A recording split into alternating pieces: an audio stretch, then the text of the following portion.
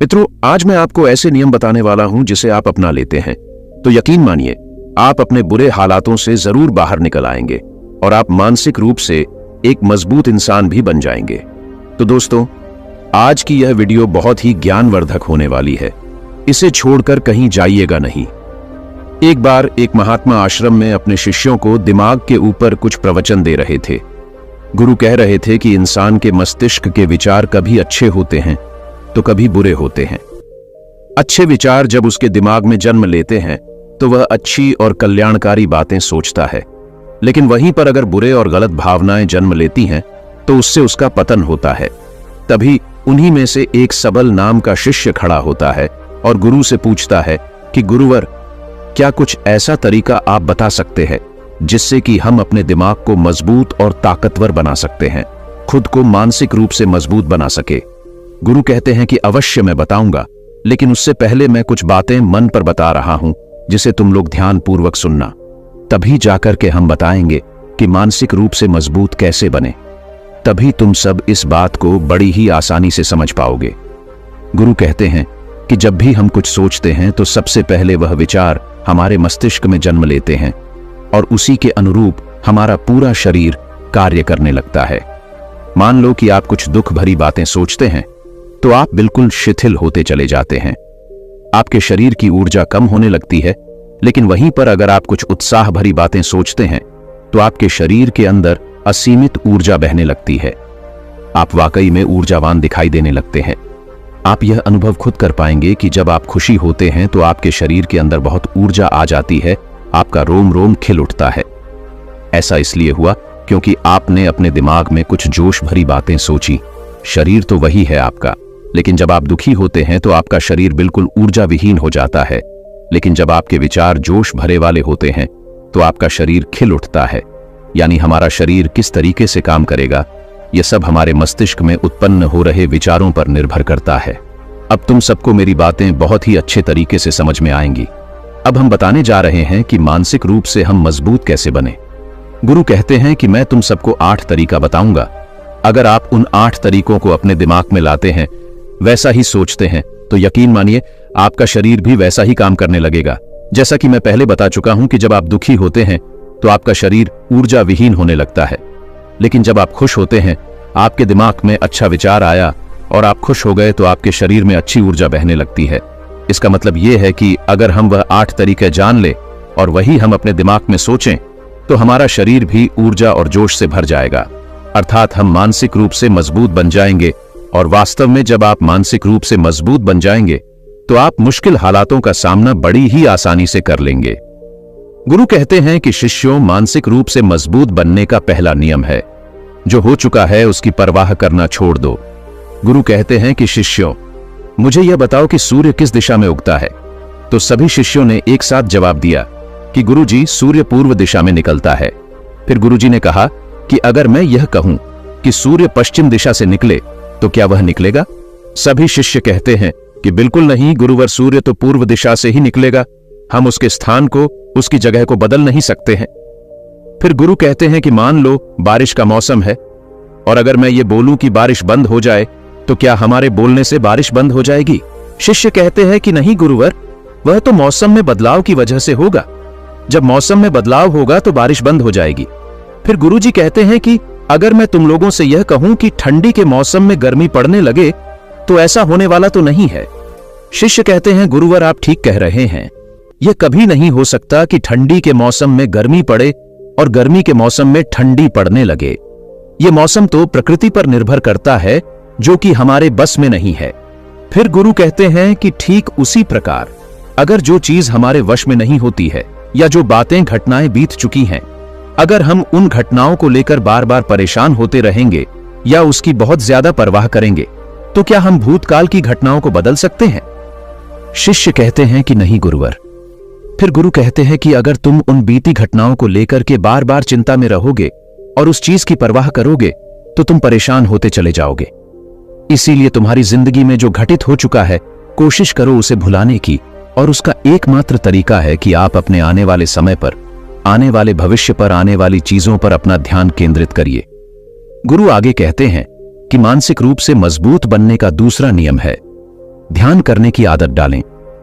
गुरु कहते हैं कि गौतम बुद्ध जब सत्य की खोज में निकल पड़े थे तो उन्होंने बहुत सारे उपाय किए, बहुत सारे कर्मकांड किए, लेकिन उन कर्मकांडों की वजह ऐसी उन्हें बहुत ज्यादा कुछ हासिल नहीं हुआ और उनका शरीर दुबला पतला होता चला गया, लेकिन वह सत्य की खोज करने में असमर्थ रहे। उनके गुरुओं ने उन्हें बहुत सारे कर्मकांड उपाय बताए, लेकिन उन कर्मकांड का कोई मतलब नहीं हुआ। अंत में जब भगवान गौतम बुद्ध स्वयं ध्यान की अवस्था में बैठे तो धीरे धीरे ध्यान की गहराइयों में जाकर के उन्हें वह सारी चीजें लगने लगी जिस चीज की वह खोज में निकल पड़े थे। ध्यान के जरिए वह अपने सभी विचार पर विजय पा लिए। उन्होंने पापी मार्ग को पराजित किया, काम वासना पर विजय पाई, अपनी हर एक भावना पर वह विजय पा लिए। और यह सब तभी हुआ जब वे ध्यान की गहरी अवस्था में बैठे और कई दिनों तक ऐसे ही बैठे रहे। ध्यान करने से हमारा मन और मस्तिष्क बहुत ही शांत हो जाता है। जैसे कि अगर हम किसी वस्तु पर या किसी के बारे में या किसी चीज के बारे में जब विचार करते हैं तो हमारा पूरा ध्यान उसी पर केंद्रित रहता है। हमारा दिमाग ज्यादा इधर उधर भागता नहीं है और हम चीजों को बहुत ही अच्छे तरीके से समझ पाते हैं। ध्यान ही एक ऐसा तरीका है जो आपको हर तरीके से आपके दिमाग को मजबूत बनाता है। बौद्ध भिक्षु अगर किसी बात पर ज्यादा जोर देते हैं तो वह ध्यान की प्रक्रिया पर ध्यान में कई घंटे तक बैठे रहते हैं, जिससे उनका दिमाग बहुत ही शांत रहता है, उनका मन बहुत ही शांत रहता है। और जिसका मन शांत रहता है वहीं किसी भी चीज पर अच्छी तरीके से विचार कर सकता है, अर्थात वह मन और मस्तिष्क दोनों से मजबूत होता चला जाता है। ध्यान करने से आपकी सारी वासनाएं आपके नियंत्रण में रहेंगी। आप अपनी इच्छा अनुसार अपनी वासना को अपने वश में किए रहेंगे। गुरु आगे कहते हैं कि मानसिक रूप से मजबूत बनने का तीसरा नियम है, बहुत ज्यादा किसी से उम्मीद मत रखना। गुरु ने कहा कि तुम सब अपनी मर्जी से जन्म लिए हो, अपनी मर्जी से ही गर्भ का चुनाव किए हो, लेकिन इंसान जन्म लेने के बाद वह यह सब भूल जाता है कि उसे क्या करना है, क्या नहीं, वह किस लिए जन्म लिया था। और जन्म लेने के बाद वह तमाम तरह की वासनाओं से ग्रसित हो जाता है। इस संसार की मोह माया में वह बहुत ज्यादा परेशान हो जाता है। वह खुद को जान ही नहीं पाता, वह खुद को भूल जाता है। और यही वजह रहती है कि वह तरह तरह के लोगों से अपनी बहुत ज्यादा उम्मीदें लगा बैठता है। उम्मीदें दुख का कारण बनती है। जिस भी व्यक्ति वस्तु से आपकी उम्मीदें ज्यादा बढ़ जाएंगी, आने वाले समय में सबसे ज्यादा दुख आपको उसी से मिलने वाला है, क्योंकि उम्मीद जहां पर होती है दुख भी वहीं पर होता है, क्योंकि आप किसी से बहुत ज्यादा उम्मीद लगा लिए और वह व्यक्ति आपकी उम्मीदों पर खरा नहीं उतरा, तो सबसे ज्यादा दुख आपको उसी से होने वाला है। क्योंकि जब उम्मीद टूटती है तो दुख बहुत ज्यादा होता है। इसलिए इस सांसारिक, इस भौतिक जीवन में बहुत ज्यादा उम्मीद और बहुत ज्यादा मोह किसी भी व्यक्ति से मत करना। तभी एक शिष्य उठ खड़ा होता है और कहता है कि हे गुरुवर, हम बिना उम्मीद से, बिना आशा से कैसे जी सकते हैं। हम सबके मन में रहता है कि मुझे यह चीज करनी है, मुझे वह चीज करनी है, मुझे जीवन में ऊंचाइयों को हासिल करना है। बिना उम्मीद के तो हम लोग जीवन में आगे बढ़ ही नहीं सकते। गुरु ने कहा कि कुछ पाने की लालसा, कुछ बड़ा बनने की लालसा जीवन में जरूर आपको ऊंचाइयों तक ले जाएगी। कुछ बड़ा बनने के लिए लालसा खुद से होती है ना, कि किसी व्यक्ति वस्तु विशेष से। मैं यहां पर लोगों के बारे में बात कर रहा हूं कि अगर तुम ये सोचो कि मेरा दोस्त मेरे साथ हमेशा खड़ा रहेगा, या मेरे लिए मेरे साथ हमेशा खड़ा रहेगा, या आप जो सोचें वह सामने वाला इंसान आपके लिए वैसा करे, तो ये सभी चीजें बहुत ज्यादा उम्मीद और मोह को बढ़ावा देती है। बहुत ज्यादा उम्मीद किसी से मत रखना।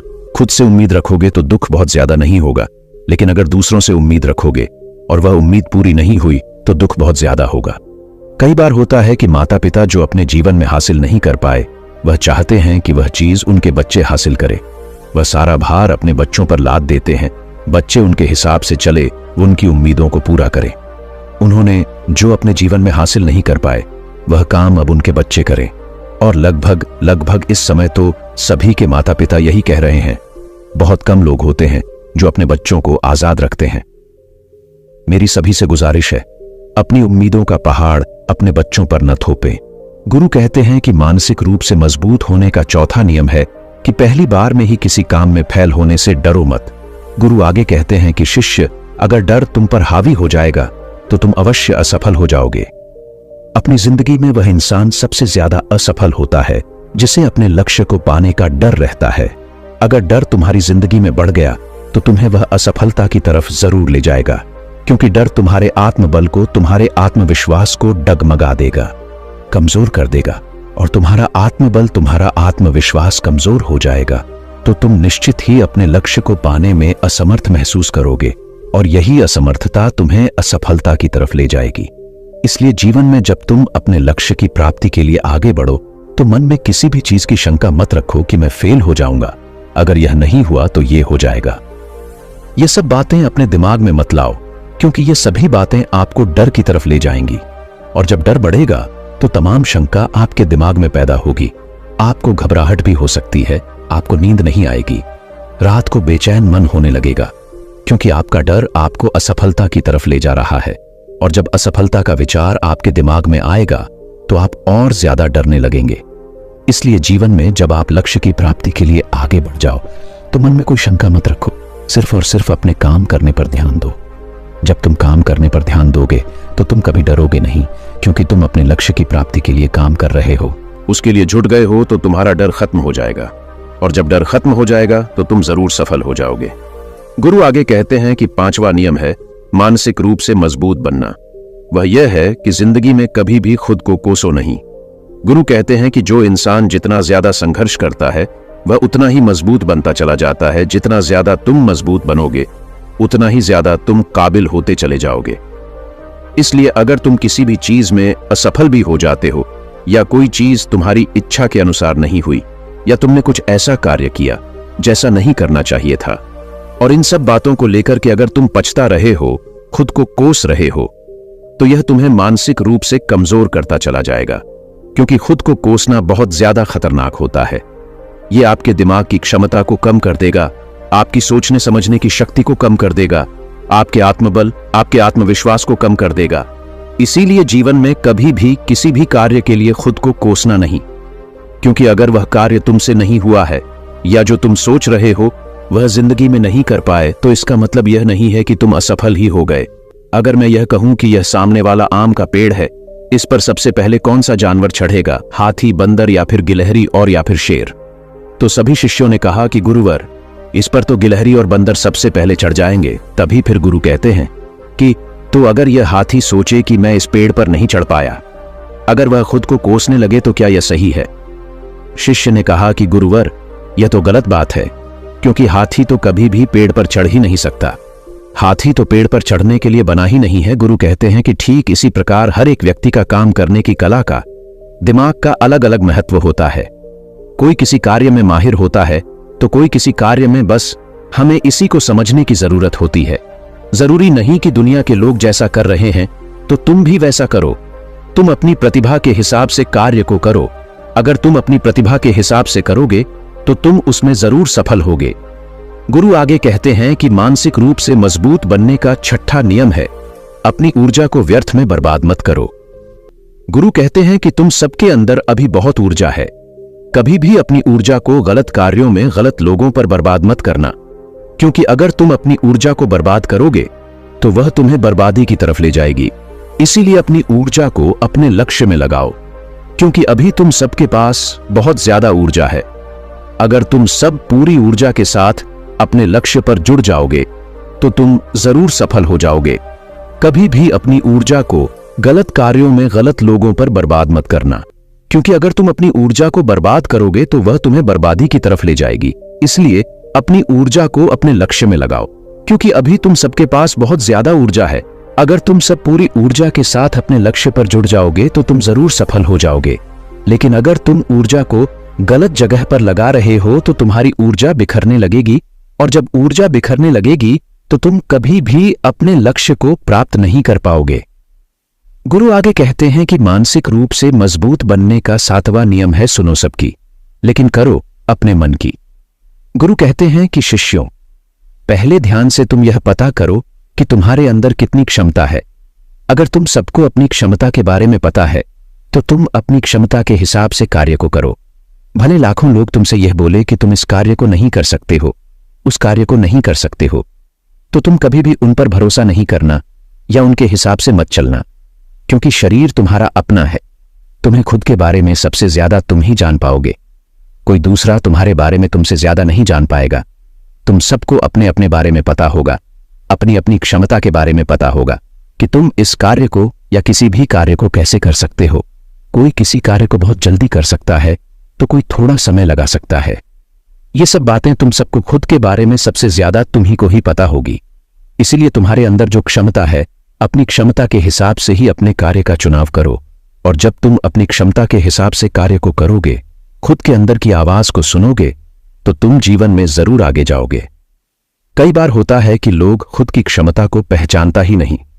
जैसा दूसरे लोग कह रहे हैं वह वैसा ही करने लगते हैं और अपनी जिंदगी का ढेर सारा समय यूं ही बर्बाद कर देते हैं। उनसे ऐसा काम करने को कहा गया था तो वह भी वैसा ही काम करने में जुट गए, बिना सोचे समझे कि उनकी क्षमता कितनी है या उनकी प्रतिभा उस कार्य में है कि नहीं। तो ऐसे लोग कभी भी अपने लक्ष्य को प्राप्त नहीं कर सकते, क्योंकि जो इंसान अपनी खुद की क्षमता को नहीं पहचान पाएगा वह जीवन में कभी भी सफलता अर्जित नहीं कर पाएगा। यह शरीर तुम्हारा है, यह दिमाग तुम्हारा है, सोचने समझने की शक्ति भी तुम्हें ही तय करनी है। तुम्हें पता होना चाहिए कि तुम्हारा शरीर कितना मजबूत है, कितना ताकतवर है और इसमें कितनी क्षमता है। और अगर क्षमता नहीं है तो अपने शरीर की क्षमता को बढ़ाने की कोशिश करिए और खुद के अंदर की खुद की भावनाओं को सुनने का प्रयास करिए और अपनी क्षमता के हिसाब से आगे बढ़िए। फिर गुरु आगे कहते हैं कि मानसिक रूप से मजबूत बनने का 8वां नियम है, बोलना कम करो और अपने कार्य पर ध्यान दो। गुरु आगे कहते हैं कि जो इंसान बहुत ज्यादा बोलता है वह अपनी ऊर्जा को यूं ही नष्ट करता रहता है, क्योंकि जो बोलता ज्यादा है वह सोचता कम है। क्योंकि उसने अपनी सारी की सारी ऊर्जा बोलने में खपत कर दी तो वह सोचेगा क्या उसे सोचने का समय ही नहीं मिल पाया। लेकिन जो इंसान कम बोलता है उसे सोचने का समय ज्यादा मिल जाता है। और जब तुम किसी बात पर या किसी तत्व पर ज्यादा विचार करोगे तो जाहिर सी बात है कि तुम्हारे दिमाग में तमाम विचार आएंगे और वह विचार ही तुम्हें सफलता की तरफ ले जाएंगे। गुरु कहते हैं कि शिष्यों, अगर मैं तुमसे कुछ सवाल पूछता हूं तो सबसे पहले तुम सोचते हो, तुरंत बोल तो नहीं देते। लेकिन अगर कोई यहां बैठा है और वह अपने साथी से बात कर रहा है, अपने दूसरे गुरु भाइयों से बात कर रहा है, तो वह कभी हमारी बात पर ध्यान नहीं दे पाएगा और जब हम प्रश्न पूछेंगे तो उसका गलत जवाब वह दे देगा, क्योंकि वह बोलने में अपनी ऊर्जा व्यर्थ कर रहा है। वह हमारी तरफ तो ध्यान दिया ही नहीं। लेकिन जो शिष्य शांत है, हमारी बात को ध्यान से सुन रहा है, तो वह सोच विचार करके पूर्ण तरीके से उत्तर देगा और उसके उत्तर भी सही होंगे। इसलिए शिष्य, कम बोलने का अभ्यास करो। जब तुम कम बोलने का अभ्यास करोगे तो तुम किसी भी बात पर, किसी भी तथ्य पर ज्यादा विचार कर पाओगे। तो जाहिर सी बात है कि समस्या का समाधान जरूर निकल कर आएगा और कम बोलने से तुम्हारी ऊर्जा की भी बचत होगी। उस ऊर्जा को सोचने में लगाओ। गुरु कहते हैं कि शिष्यों, यह थे मानसिक रूप से मजबूत बनने के 8 नियम। अगर तुम सब यकीन के साथ 8 नियमों का पालन अपनी जिंदगी में करते हो तो तुम मानसिक रूप से अवश्य मजबूत बनोगे। फिर कोई परेशानी, कोई भी रुकावट तुम्हारी जिंदगी में नहीं आने वाली है। कोई समस्या भी आएगी तो तुम उसका डटकर सामना भी कर पाओगे। सभी शिष्य गुरु की बात को सुनकर उनका कोटि कोटि नमन करते हैं और वे लोग समझ जाते हैं कि मानसिक रूप से मजबूत बनने के ये 8 नियम उनकी जिंदगी में कितने हितकारी साबित होने वाले हैं। वह सभी गुरु को प्रणाम करते हैं और उस दिन की शिक्षा भी पूरी हो जाती है। सभी लोग अपने आश्रम में चले जाते हैं। दोस्तों, दिमाग ही एक ऐसा यंत्र है जो इंसान को अच्छा और बुरा बना देता है। तो दोस्तों, उम्मीद है इस वीडियो से आपको काफी कुछ सीखने को मिला होगा। अगर कुछ सीखने को मिला हो तो इस वीडियो को लाइक, शेयर। धन्यवाद।